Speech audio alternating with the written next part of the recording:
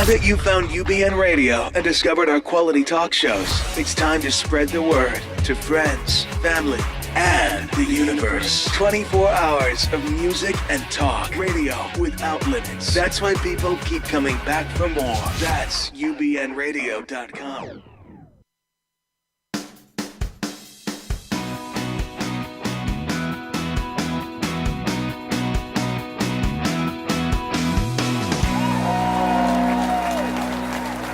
Welcome to Richard Listens on Sports. I'm your host, Peter Sobey. I'm happy to be here as I am every other Monday night. It's always an exciting time to be here at the amazing Sunset Gower Studios in the heart of Hollywood on the corners of Sunset Boulevard and Gower Avenue. And, I always forget to do this until later in the show, but I'm going to do it right up on top. Our amazing engineer, Jarvis Essex, is here with us like he always is. And I want to give him a shout out here as the show starts. Instead of like... He's so modest, he won't play the applause track. Instead of like with 1 minute left being like, oh yeah, thanks Jarvis. But he's the guy that's putting up all the graphics and making everything happen behind the boards. And we appreciate you, Tremendous Jarvis. fan feedback out there for Jarvis Essex. And that voice you're hearing is none other than Dr. Richard Olberger.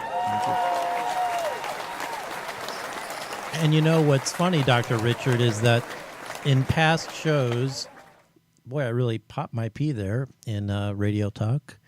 We're here live on live streaming radio TV, and I'm popping my peas. So, before we kind of got schooled on a bunch of stuff, or at least me, you're the professional.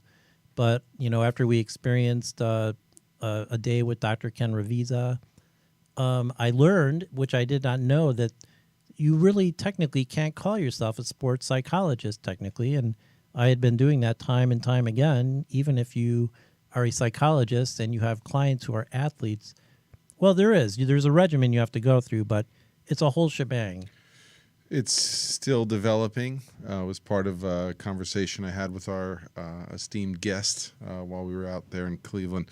But it's changing. The landscape is continually developing about what the credentials should be and what expertise is necessary and is being a psychologist with working in this field and working with athletes enough.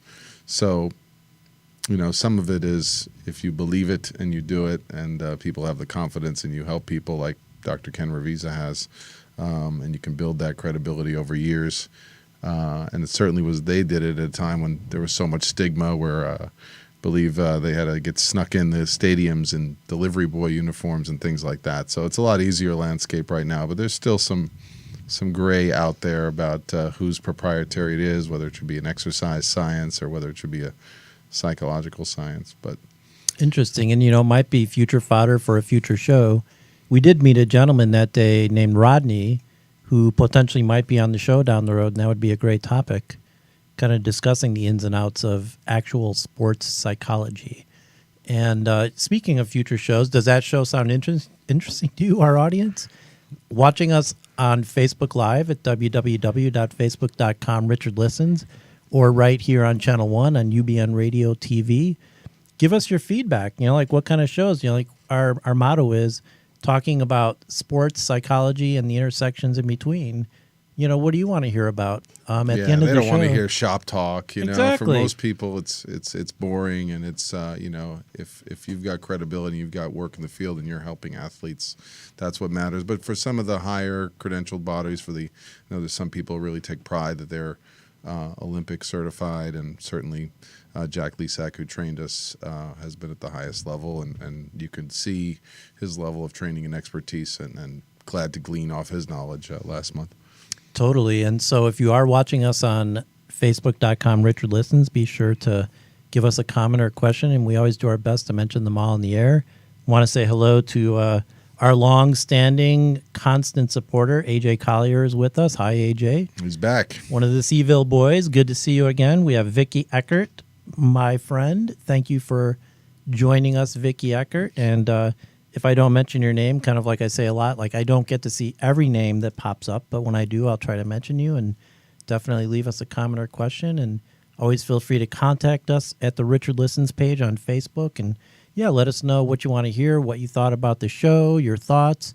At the end of this show, we're going to talk about some exciting upcoming shows that we have and topics. We like to think that we talk about things a little outside of your everyday average sports show, especially since we're dealing with psychology and such.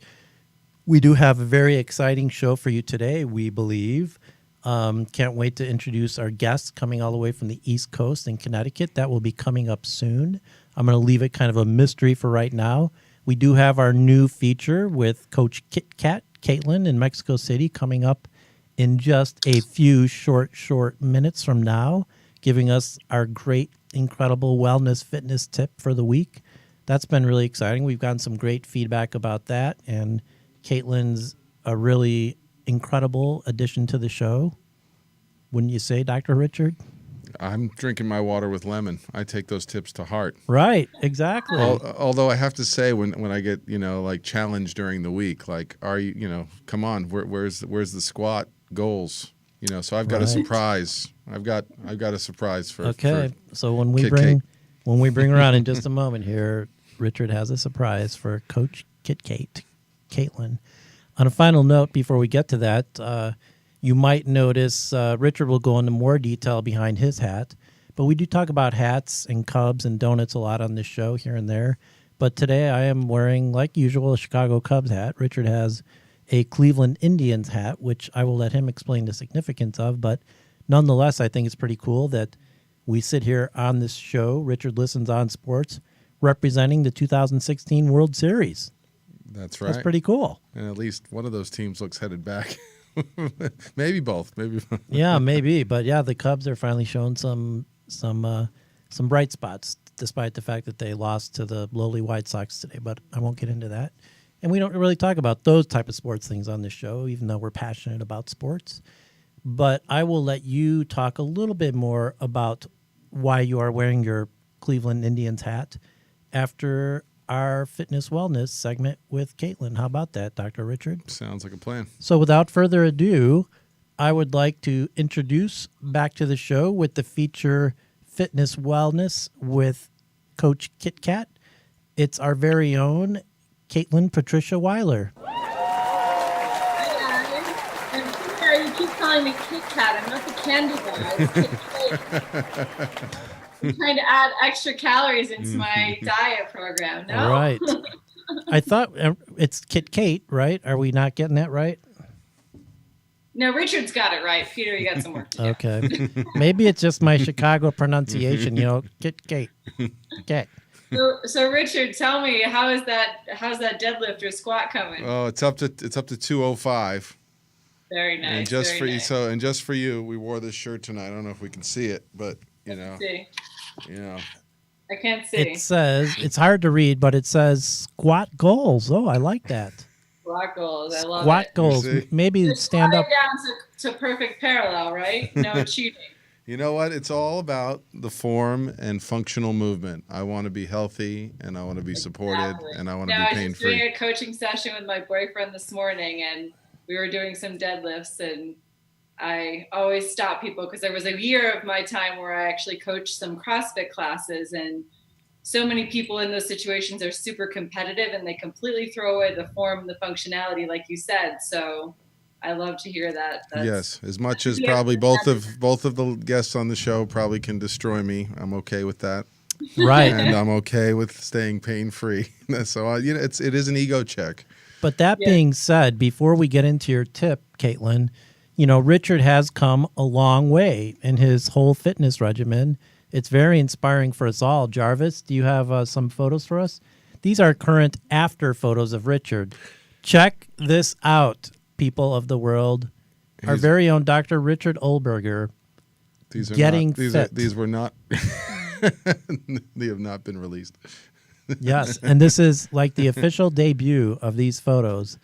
They are now live to the world for perpetuity. Oh, boy. And this is just the beginning. I mean, Richard, you've come a long way, man. It's like I never saw topless pictures of you before, but, I've known you now for several years, and I mean, you are looking fit and trim, my man. Well, Yes, looking great, Richard. Thank you both. I love that you said you had your lemon in your water with you too. But it's more that this was not easy to keep going and consistent. And in fact, at the end of all this, I'd love to hear from both our guests tonight. There's a burnout and a look of why are you doing it, and where's the health in all this, and where's the fun. And so if anything, there's a little burnout. So I'm interested how you handle that. But that may be not the tip you share for tonight.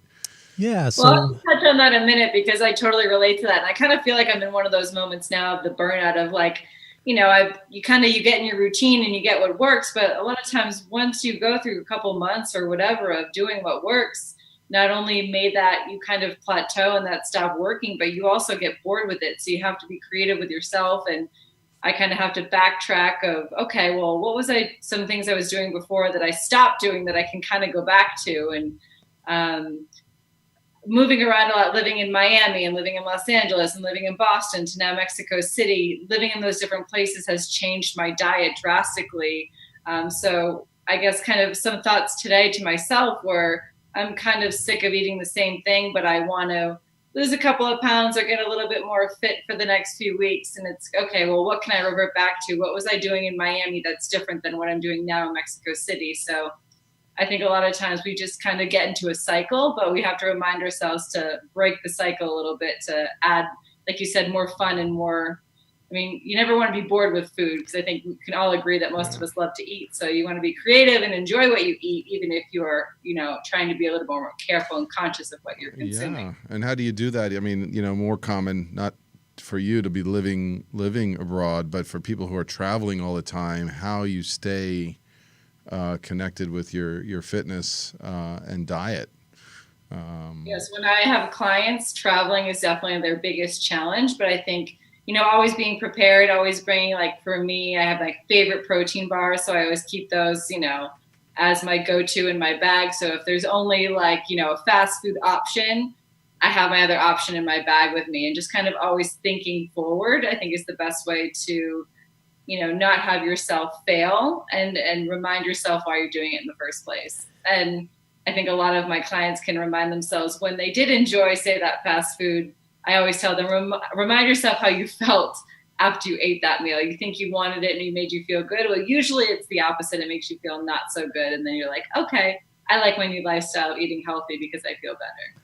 I love it. Ladies and gentlemen, we've got bonus tips from Caitlin this week. And actually, it's interesting because if you encapsulate kind of these 3 bonus tips we just got, one is look backwards when you need inspiration to remember what worked for you in the past. And one is look forward and be prepared. Amazing. Right. I love that. Look backwards, look forward. And then it comes to my tip of the day, which is, very simple, because when I came to my tip last week about, just simple thinking or the way we live or what do we have to do every week to survive? We all go to the grocery store. We all go shopping, right? But when you're going through the grocery store, you don't have a list, you don't have a plan. You kind of go to the grocery store maybe to be social. You see a friend, you say hello. You might get distracted. Then you're moseying down the aisles with the cookies and the sugary cereals. And, oh, that's on sale. I love that. Let's just throw that in the cart, and you're not really thinking. And then you get to the register and there's, 10 items full of sugar or whatever that are processed foods in your cart that you weren't really intending to buy in the first place. So my tip for this week is very simple. When you go to the grocery store, just stay at the perimeter of the store because that's where you're going to find your fresh fruits, your fresh vegetables, meats, those kind of things, not in the center of the grocery store where you're going to find, like I said, the processed cookies, cereals, and different things like that might tempt you and might throw you off the game that you're trying to play, which is healthy, feeling good with the foods that you're putting in your body.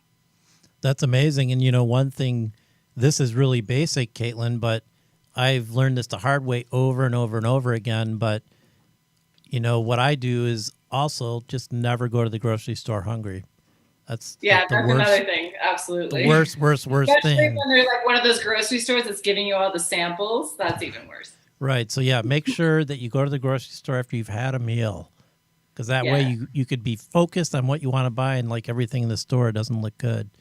But it's great if you have time to provide yourself with a list and go to the store with a plan. But realistically, how much do we often do that? Not much. So when you're in a pinch, you don't have a lot of time, you're going in the store, if you want to stay focused, tell yourself to stay out of the middle aisles and go for the good natural food. Stay on the perimeter. I like it. It's like a basketball metaphor.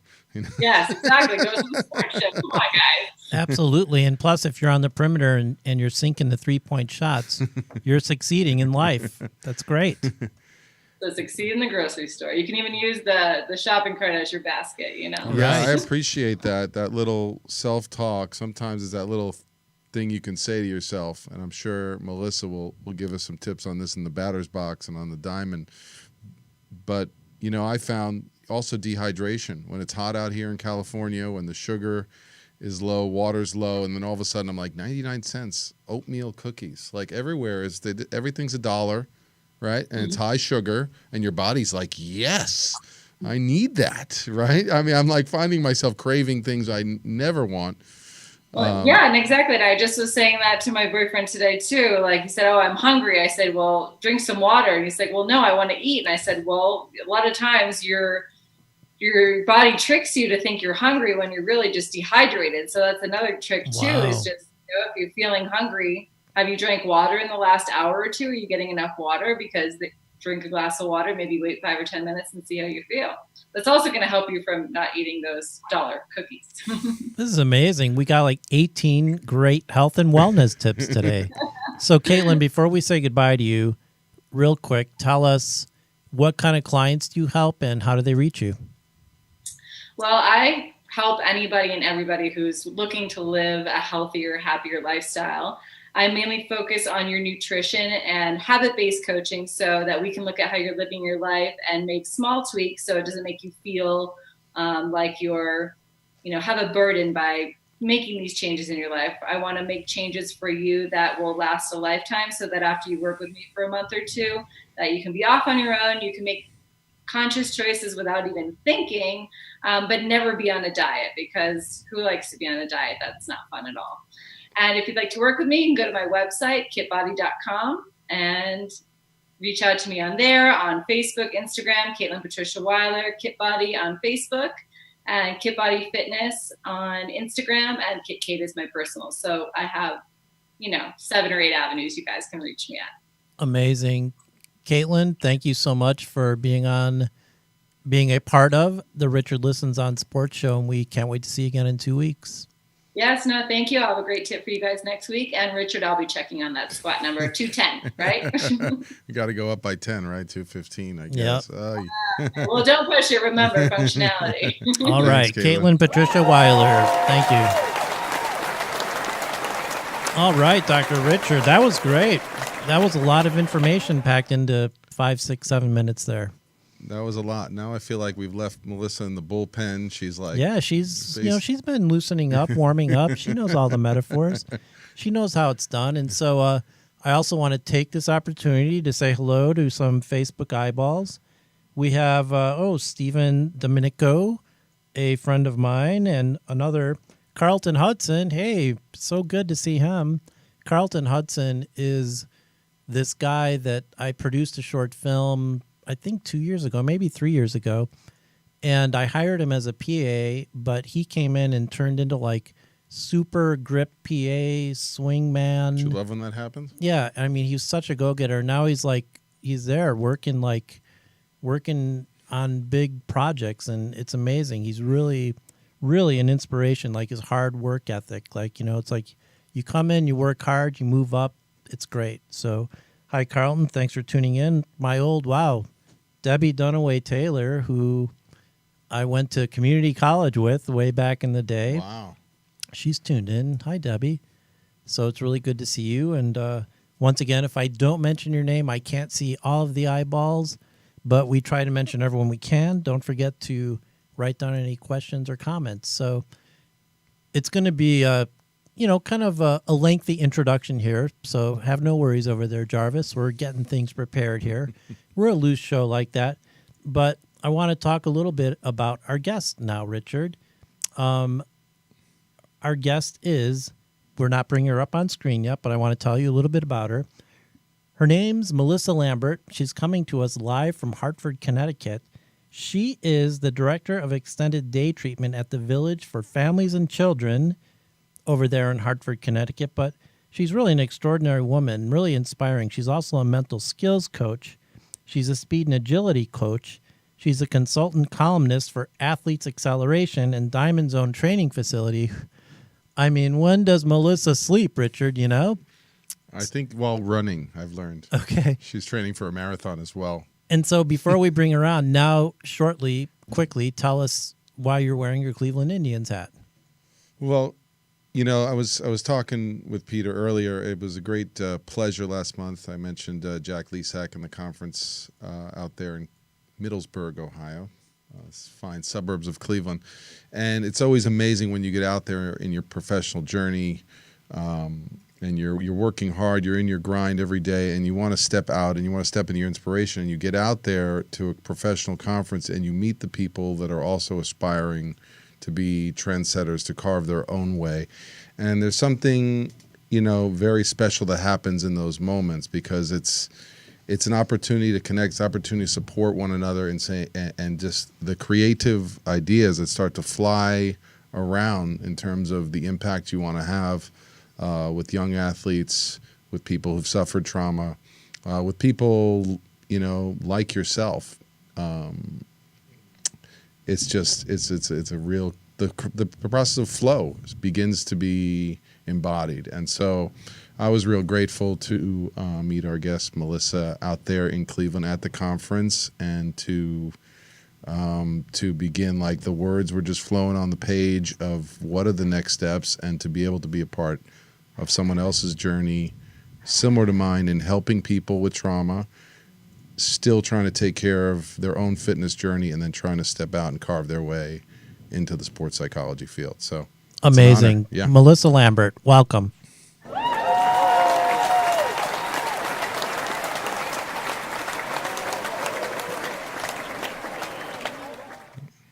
And Melissa, you are a trooper. It is now 11:23 p.m.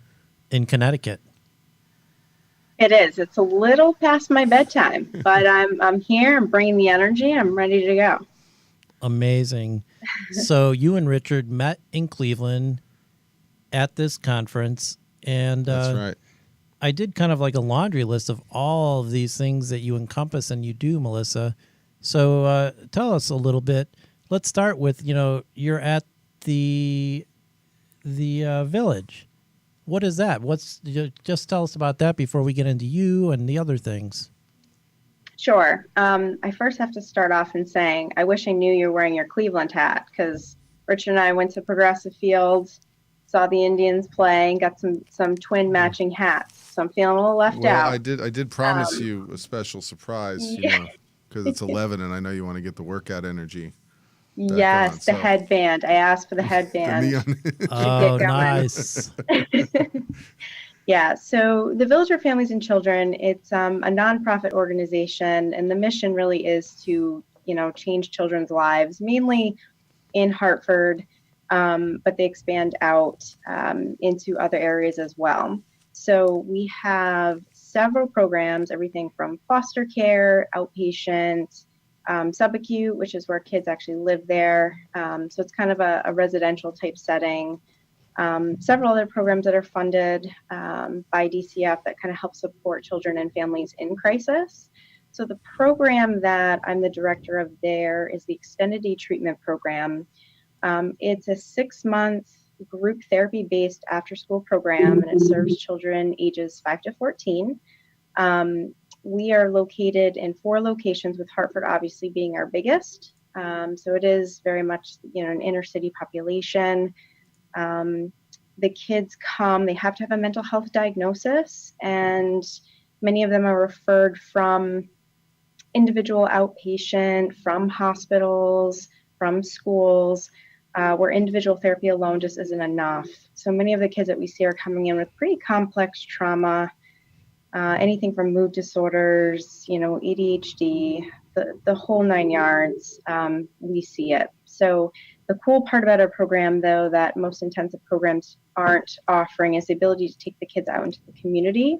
So we use a lot of experiential learning with the children. So you're teaching coping skills, You're having these conversations about how to understand feelings and what that looks like in behaviors, but then being able to actually practice out in the community, engaging in various activities that these kiddos often don't get the opportunity to participate in. So it's a really neat program. Wow, that's amazing. Very inspiring. Yeah, and to be the director of that, and how many days go by without some sort of dysregulated crisis occurring on your watch? Not many. Yeah, it's quite a bit. Some days feel like the vacation. The kids are great. You're having a great time in the day, and then other days you don't know what you're going to get. You're kind of feeling like you're in ER. and might be chasing a child down the street. Might be a kiddo who's just feeling actively suicidal.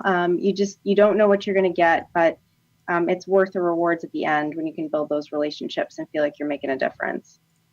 That's amazing. You must be making a difference for lots of kids out there. We're trying our best. Do they let you bring in any form of play or anything creative that you've found works the best? You must knew it was on my head right there. Oh, yes. Yeah, that is my main.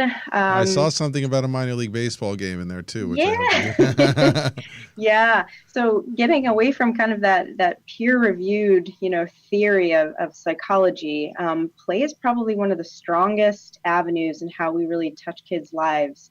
So I have to shout out kind of Emily Saul right now and Life is Good Playmakers out in Boston, but that is a big part of our program. So it is a play therapy-based group that incorporates kind of warm-ups, big active games, and then cool-down activities. And really we create a culture out of that's playful with our staff, our families, and our children. So we're bringing that play into our staff meetings. We're bringing it into our multifamily groups, into our family sessions, so that translates into kids. So many of the kids that we work with that, like I had mentioned before, that experience trauma don't have opportunities to play, don't have safe spaces. Anyone who's kind of learned the research behind it, we build those neural connections in our brain from play and experience. When we don't have that experience, we're not learning and we're not expanding. So plays a huge part in kind of building self-regulation skills, connectedness, joy, and the ability to just be able to be a kid. Many of them, like I said, are constantly in that fight or flight mode, and they don't have opportunities to just kind of laugh and just be a kid that, some of us have maybe, have the luxury of kind of just having that. Play my entire childhood and had a supportive family, and some of these kids don't. So we provide a lot of those opportunities to kind of help them be able to just be a child and remember, where they can be in a place that they can just feel safe and connected. Wow, that's amazing. Speaking of childhood, Melissa, that's going to lead me into my next question for you. But I do want to say hi to a couple eyeballs here. We have Rutra Dharma. Is that a friend of yours, Melissa? We don't recognize the name. Doesn't ring a bell. But hi, Rutra. Thanks for joining us on the show. And our friend AJ Collier says, love the new segmented format. Thank you, AJ. We appreciate it. He's been watching the show for a long time. And not to interrupt the flow here too much, but it dawned on me something I meant to mention on top of the show. Melissa, this is a very, very, very special show, not only because you are our very, very, very special guest, and it just made me think about it and thinking that AJ's been watching the show for a long time. We did a sample of this show. We tried it out back in March of 2016. We kind of did a one-and-done show called Richard Listens at the time, and we decided, based on how much we enjoyed doing it and the feedback we got, to create a bi-weekly show that exists now. But the real debut of the Richard Listens show was August 1st, 2016. And so since we don't have a show next week, this is kind of our 1-year anniversary show. All right. We've now been on the air for 1 year. How about that? Oh, thank you, Jarvis. It's hard to believe, Richard, that 1 year has gone by. It feels like more. It does. Yeah. I mean, no, it doesn't even feel like it. It feels like we've been doing it for 3 years, but it is flying by. It does. Yeah. And it's fun. Yeah. So it's been 1 year. We're hoping that we need play too, Melissa. 10 more years. So thank you, AJ, for bringing that up and for being one of our loyal watchers and listeners. And thank you, Melissa, for being our very special guest on our year anniversary show. Next time we'll have to Thank you. I'm bring honored. some champagne. It's a great time to be on. So with all that being said, enough yakking about us and our big year of broadcasting. You mentioned we've been talking about children. We're going to get a little bit more into youth sports. We actually have a whole lineup of things we want to talk about, and time goes by. So I should just get to it instead of talking about what I'm going to get to. But a little bit about your background, because, I've been reading some interesting things about you. And the fact that, you've been playing sports since you were 5, and you said that you lived in a very critical environment with high expectations. So kind of talk about that a little bit, because it's kind of like, first of all, you've been involved in sports since 5. Later, we're going to share some great fitness photos of how active you are. But your background is what made you who you are now. And I would love if you would share with our audience a little bit about your childhood and growing up with sports and those expectations and how it made you the woman you are today. Sure, absolutely. It's an area that I feel extremely passionate about. So obviously I love working with children, but that's a big part of bringing play and sports kind of into the work that I do because of how much it impacted my own life and just my experience with it.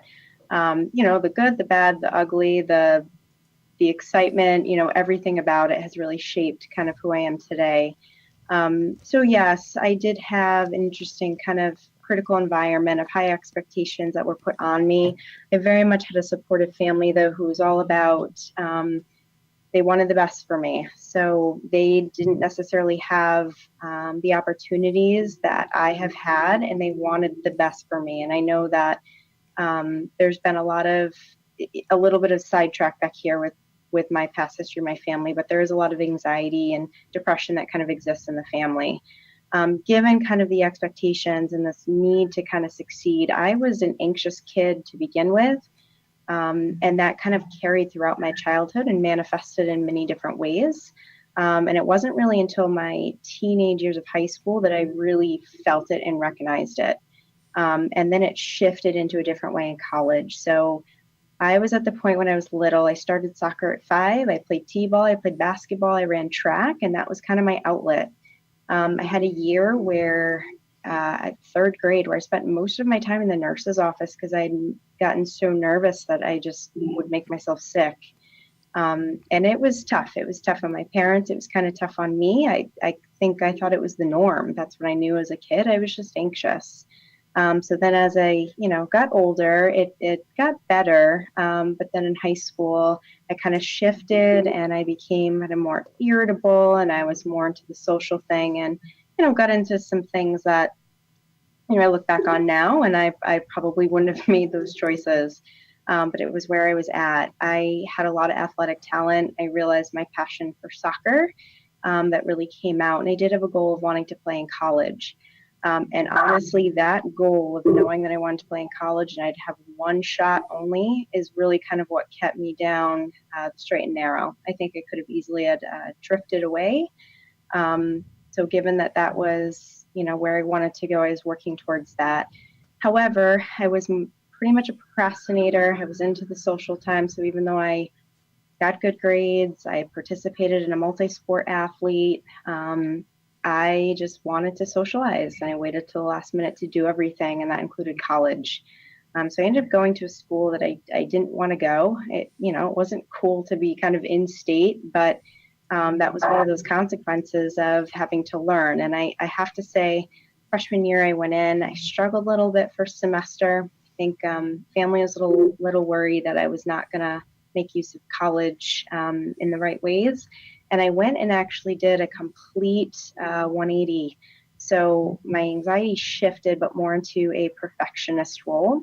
So I went from being a procrastinator to needing to have straight A's. I went from studying all the time, to being in the weight room all the time, to running constantly. I battled a bit of an injury my sophomore year, but was able to make, all conference as a sophomore in college as a defender, and really had a great coach and a great support team. And once I found that passion and knew where I wanted to go with it, it really changed kind of who I was and shifted my life from college and then moving forward to even where I am now. Wow, that's amazing. I'm wondering, Dr. Richard, we spend a lot of time, we really want to inform our audience, motivate, inspire them. Melissa, your story is certainly inspiring, but this kind of reminds me of something that you brought up, and Melissa's journey speaks right into this. Can you talk a little bit about the transforming motivation from inner or outer critic to blue? You kind of mentioned that to me, and I'm unsure what it means, but you, with your psychology degree and your doctorate and your somatic experiencing, share with us. What does that mean? Well, yeah, I mean, this journey you're talking about of like there's anxiety, and our last guest, Chris Stretch, talked about at that age of being a high-performing athlete, and there's nobody even really talking to you about the emotions behind it. I'm curious your experience with that, but he was talking about all people know is, well, you're either performing and you're not performing, and how confusing that is as a teen. But yeah, how do you shift? I mean, I admire what it takes to be, in my experience, to be a lockdown defender. I mean, 3-time all conference, and the amount of effort. And did that become something that was like part of your regimen of, I have to work hard every single instance? And did that shift at some point to something that gave you a sense of joy and pride? Was there a shift into enjoying playing, where it was a relief from pressure, or was it just more of an extension of that anxiety? And how did you separate that? Yeah, actually, I would say a little bit of both, but really the shift came in realizing that I was kind of living the dream. So that, that internal motivation, that drive of this was my goal. And that was kind of my aha moment of recognizing it didn't matter what anyone else thought. I was able to create this for myself. And that was the big piece and the real drive, that I have the ability. I believed in myself, and I didn't want to waste the next 4 years of just, trying to manage and figure out and dwelling in the negative thoughts. It was kind of like, nope, this is it. And it's going to be a turnaround. Was there a moment or a situation, or was it the interaction with the positive coach that triggered that realization? Yeah, a little bit of both. So I had I was in a negative relationship at the time. It wasn't healthy for me, that kind of carried from high school to college. And I think that brought me down a little bit. I was stuck in that. And also I think the realization, I had a great coach, Coach Chris Ambrosio, and to this day, he'll still, if I needed anything, I could give him a call and just kind of check in on how things are going. I recently just saw him. I went down to the alumni game, and it was like things didn't change. Even though it was 11 years ago. He was great with me in the sense there was that balance of support, because he knew I was struggling, but then also that piece of like, hey, I recruited you to come here. This is the player I saw in you. This isn't working and you need to transfer. Let's do that. But, there was a balance between you got to figure it out. And I know you can do this. So I had gotten rid of kind of the negativity, and I took that upon me, that motivation. So spring season, I hit the weight room. I had some awesome roommates who also played soccer with me, and it just made a huge impact. We went and played all the time. I was playing in the tennis courts with the guys team. It was whatever I could do to get my foot on the ball and be out there.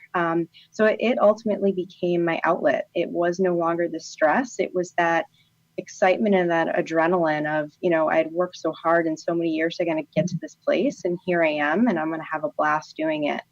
And so much of that I can speak to has really carried into who I am now, and why I value sports so much. And I know we'll get talking about it, but the impacts of youth sports and how many people kind of miss the boat and coaches about what it's really all about. There's so much to be, learned through sports, and how much that kind of carries over into everyday life. Absolutely. And AJ would like to say, very inspiring story, Melissa. I think a lot of us out here it strikes a chord with us. So thanks for sharing that. And also hello to Jamie Lynn Dowell here watching us on Facebook. Funny quick story. She's been my Facebook friend for a few years. We only know each other through Facebook, and we actually crossed each other's path in the store in the aisle of a Ralph's the other night without knowing it was us until like the next day. We're like, "Were you in Ralph's last night at midnight?" Ooh. It's So that was weird a lot when of fun. when your Facebook friends exist in real Right. life too. But that we didn't even recognize each other in real life was the weird thing about it. It was funny You don't look like your until photo. the next day. And it wasn't even that. It was just like, you never met in person. Like, you just kind of don't equate with it right away. But anyway, I thought that was a fun little thing. So, Melissa, like I said, we like to really inspire and motivate our audience and stuff. And between you and Dr. Richard, what advice would you give to, like, let's say that there is a young person out there and they don't have access to, like, their parents aren't motivating them or encouraging them. They don't have the coach. Like, what do you say? And actually, maybe what do you say to the parents to say to the kids? And what do you say to those kids to motivate them to kind of like find that switch that you found? It's interesting that you say that. That's kind of my everyday. So obviously I love to coach, but when I talk about my job at the village and the role I play there, right? So in the urban communities, it's the opposite, where we bring play and sports to them because there aren't the resources for them to be able to have it. So that really kind of resonates with me. A big component of it is typically a lot of just belief in that child and building the relationship. So with anything, it always starts with the relationships. And, Richard would probably laugh because every therapist, psychologist knows, like, we don't give advice, right? So Richard would never laugh. No. No advice. Mm-hmm. But really kind of coach and guide and kind of help them explore what's going on. So the work with the parents too, again, that starts with that relationship and their buy-in into kind of what you do and building that trust with them. Because once they build that trust and they feel that, you're authentic and you're about wanting to help their family and their child, they're very much more open to listening. They want to hear what you have to say. It's a tricky battle because many families come in with their own issues, their own backgrounds from families, and have their own belief systems about things. Some families are more receptive to others, but again, it's not necessarily giving the advice. It's kind of suggesting, making recommendations and things like that of having kids try different things, asking them what makes their children smile. Are there different activities that they've done together as a family, and what have they noticed? So a lot of times it's just trying different things, or playing in the park, or taking a ball and just having some fun. With children, I usually try and figure out what they like. So we'll engage in various activities together as we're talking and having a conversation. And it's figuring out kind of where their passion lies and what they're interested in. Again, you can't motivate someone from the outside. And I do have to say, Dr. Lisek talked about this book, Why We Do What We Do, and I immediately went and read it, and it resonated with me big time. So we live in a society where we're all on consequences and rewards, and that's how our school system works, and that's how our programs operate. And we think that these extrinsic rewards are what motivates people, yet it motivates for a short period of time, but you're motivating for the reward. It's not rewarding for the actual activity. And that's where we're missing the bigger picture there, and helping our children. So parents who, want to bring in their beliefs, or, I'll give you $25 if you score a goal, great. There's a motivation to get the money. That doesn't change a child's passion about the game. So it's an interesting dynamic. So again, building that relationship, really getting to know the child. It can reduce the passion, in fact. Some studies when you start putting in external rewards and you're doing it for that, you start to go, gee, you question that love that you felt. Yeah. Yeah. And so I want to say hello. Daniel Rotberg is tuned in. Hello, All Daniel. right, Farmer Dan. Believe it or not, just like the year goes by fast, this show goes by so fast. We have just a little over 5 minutes left of the show. Dr. Richard, And Melissa, in these last few minutes that we have you here, Melissa, first of all, Dr. Richard, I'd like you to just, ask something to Melissa, and then Melissa will have you wrap up with a message you'd like to leave our audience with. But I know you have a million things you'd like to discuss with Melissa, but what do you got, Dr. Well, Richard? I just want to highlight, it's like when you ask the question, how do you build this relation? How do you help someone? And Melissa earlier talked about safe spaces. And then I already hear the parent, when you're in a dangerous or more traumatic environment, and she didn't say I come in as the expert. She didn't say I come in and advise them, right? All about Very this important, yes. interpersonal neurobiology, developing trust, right? So maybe that's where we can kind of leave off, and so you got to have the trust before you can create the play, because the family has to trust you to drop their defenses as well. So I guess, maybe some tip on how do you create that space when there isn't, the environments that we have, when there isn't actual physical safe parks or whatever. How do you create that environment, even in the smallest way, and with children who've sometimes been through the harshest of circumstances? Yeah, I think the most important thing is to be consistent and set expectations and be an active listener. Get to know them and really listen and be there for them. A big issue a lot of times, especially with children with trauma or who haven't been exposed to some of the joys and things that we have been, is that they haven't had structure, that their life is so unpredictable. So the first way we create that space is by providing that structure, by providing the consistency, and being there for them, no matter what the situation. There's no pressure. It's, if they're not ready to participate, if they're struggling, okay, well, can you participate by observation? What would help you feel safe? Connecting them to other kids that we feel they would bond together. Being able to give them leadership opportunities. We constantly acknowledge, myself and the clinical team are constantly looking at how do we praise and work with the strengths.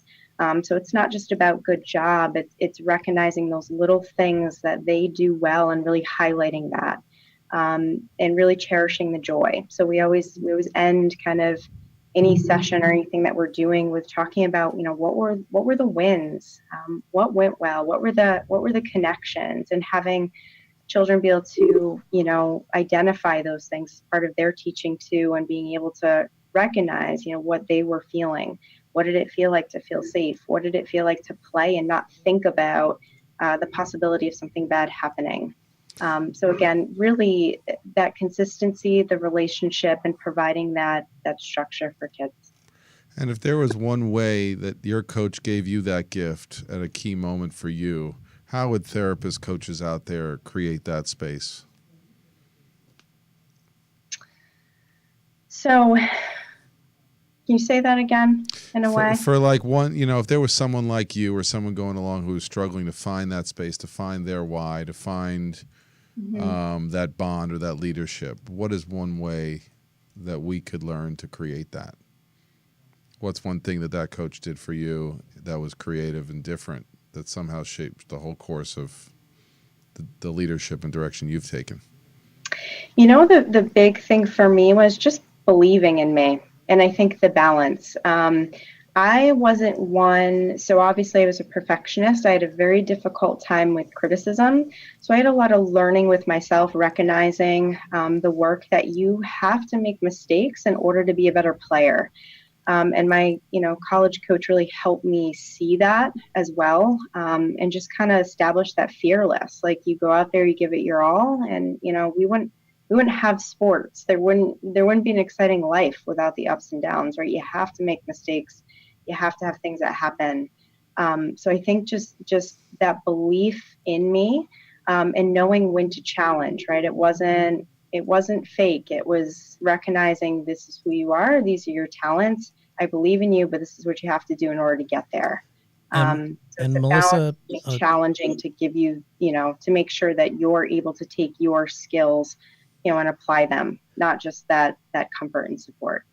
That's amazing advice. And speaking of talents, we only have a minute left. You have incredible talents. Jarvis, can you put up a picture here real quick? You are a fitness incredible fitness fiend. You're a beast. We are showing some pictures here of pull-ups and barbells and deadlifts and kicking big tires and rings. The rings, which are usually for men. I need a tire for my birthday. Unbelievable.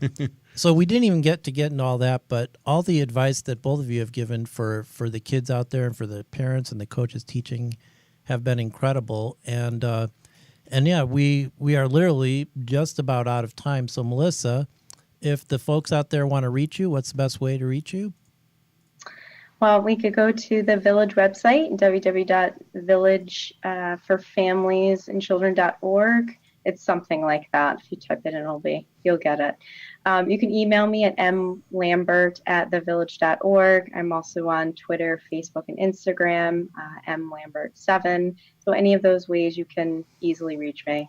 Amazing. And Debbie, who's watching, said, hey, great thoughts, Richard and Melissa. She totally agrees.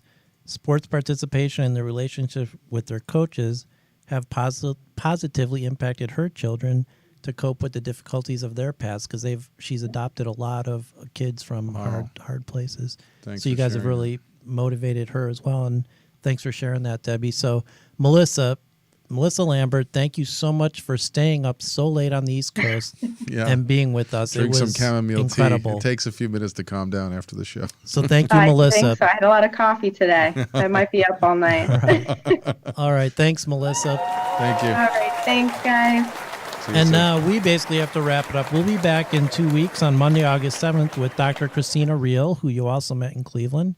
And we are going to be talking to her about the role of sports psychology in hockey, anxiety in sports, stigma associated with psychology in sports. So it's going to be very exciting. So until then, this is Richard Listens on Sports. We'll see you in 2 weeks. Thanks, Dr. Richard. Thanks for listening.